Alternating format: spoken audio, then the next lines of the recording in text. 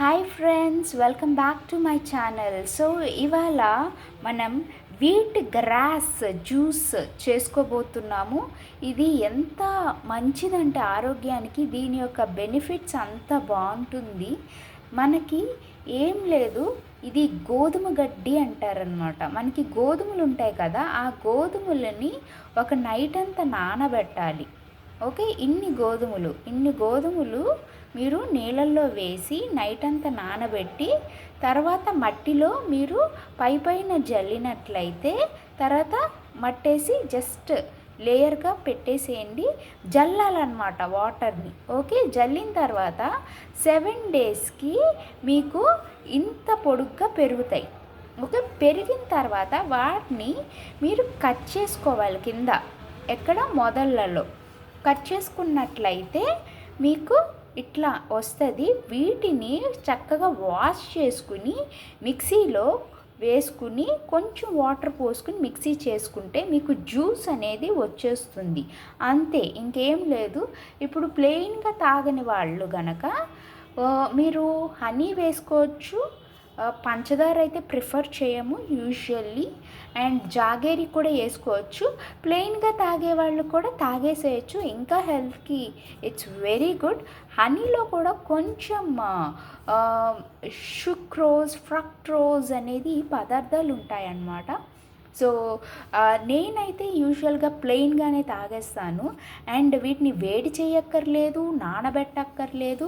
Just ఇట్లా ఆకులు, వీటిని లెమన్ గ్రాస్ గోధుమ గడ్డి జ్యూస్ అని అంటారనమాట. సో మనం ఈ గోధుమ గడ్డి ప్రతిరోజు మార్నింగ్ ఇప్పుడు 7 డేస్కి ఒకసారి 8 డేస్కి ఒకసారి అనేది ఇంత పెరుగుతుంది గోధుమ గడ్డి. అలానే ఇంకో పోట్లో కూడా మీరు గనక వేసుకున్నట్లయితే మీకు ఇప్పుడు ఇవాళ తాగాము, రేపటికి కూడా కావాలంటే మీరు ఒక 7 పాట్స్ వేసుకుని అందులో మీరు వేసుకున్నట్లయితే ఇవాళ మీరు గోధుమ గడ్డి అందులో ఏర్పరిచి పెట్టుకున్నారు, ఇంకా రేపటికి అంటే ఎవ్రీ 7 డేస్కి మీకు వచ్చేస్తుంది అనమాట గోధుమ కండి. మీరు 7 పాట్స్లో ఇవి కనుక పెట్టుకుంటే మీకు ఎవ్రీడే తయారై ఉంటుంది రెడీగా. సో అదండి.